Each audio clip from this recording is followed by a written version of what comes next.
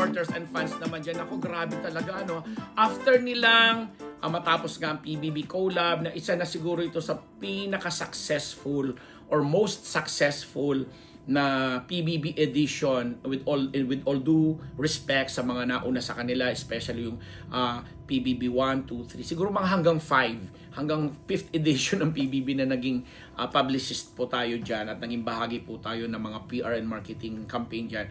Itong PBB collab edition talaga siguro yung hanggang ngayon ay ninanamnam pa dahil nakapag-produce nga ng napakarami mga celebrities na hanggang ngayon ay talaga nagmamarka simula nga dito sa mga grand winner na sina River, si Bianca, si Will, Dustin, si Ralph, si Vince, si Brent, of course, si Mika, Michael, Emilio, si Shuvi, si Sneer, Clarice, of course, at marami pang iba na naging bahagi nitong PBB collab na to. But ito mga na-mention ko mga pangalan, ito yung mga talagang medyo nakakaangat na tumatak. Si Clarice nga, tuwan-tuwa kami kasi sabi, kumbagang rebirth ito sa kanya na akala niya hanggang kanta-kanta na lang daw siya. Pero after niya lumabas ng PBB, natagurian pa siyang mamshi ng bayan or something. At meron ng proyektong ginagawa ngayon na pagsasamahan ng mga naging anak-anakan niya dito sa PBB na parang De Guzman family or something na binubuo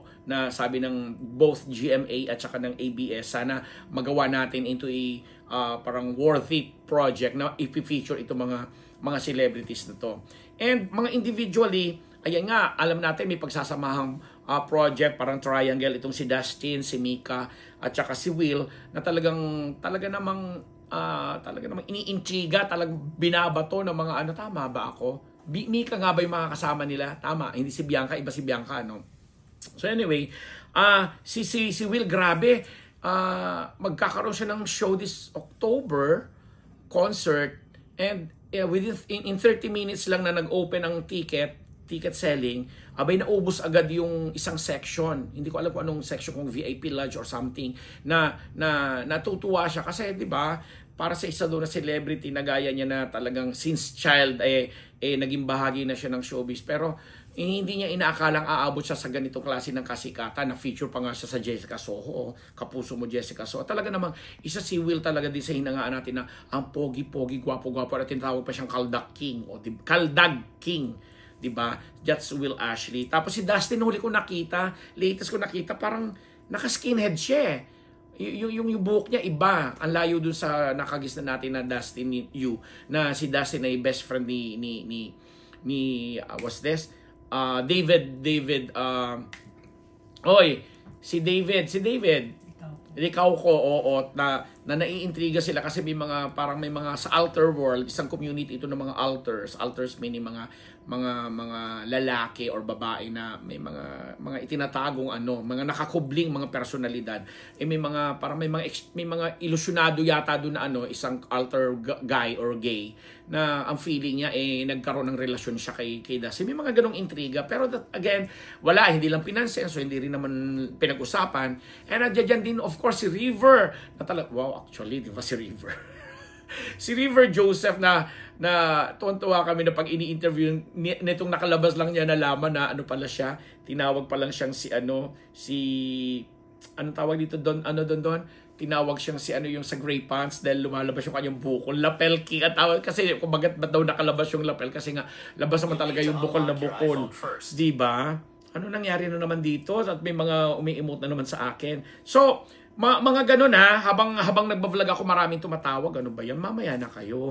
And of course sina Ralph si Brent na nang rumampa sa isang preview magazine yata, na kinatuwaan ng mga designers kasi parang asarap daw niyang i-hone na maging male version naman ng mga heart evangelista at Pia Wurtzbach na mga fashionista ba, na kahit daw ipasuot mo ay bagay at saka hindi namimili. Alam mo yun, yung kahit tawagin siyang metrosexual or kung ano man dyan, kahit mga itsurang babae na mga damit niya susuot daw, ganun na naging impact sa mga designers na nagsasabing ang sarap gawing fashion icon din itong si Brent Manalo na talagang ng Romampa. Ito yung grand winner na ng Romampa ay talagang pinapurihan. Ang dami pang iba, no? Sina Michael, of course, Michael Sager na talaga namang baby rin natin yan. At saka si Emilio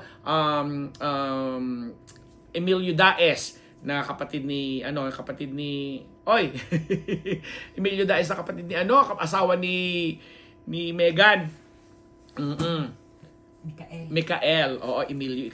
Actually, masikat ngayon. Masikat naman talaga. Mas sumikat itong si Emilio.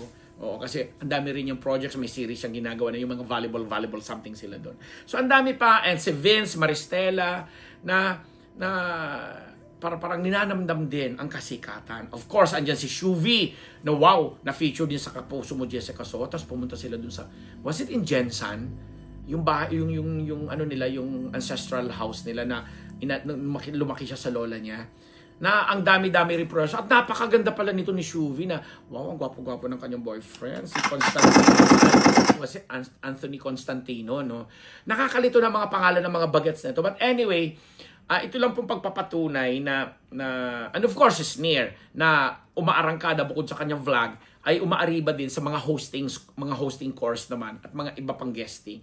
So pagpapatunay lamang ito na talagang lahat, ang bawat isa, grand winner ka man o hindi ka mananalo, pag nabigyan ka talaga ng tamang exposure, nag-click ka at sinuportahan ka ng iyong mga loyal fans at mga supporters ngayon, alam naman natin, kami nagpapalit-palit lang din ng hilig, pero for as long as dinideserve naman nila at natin ang mga ginagawa nila, eh di dapat lang naman talaga silang palakpak at papurihan.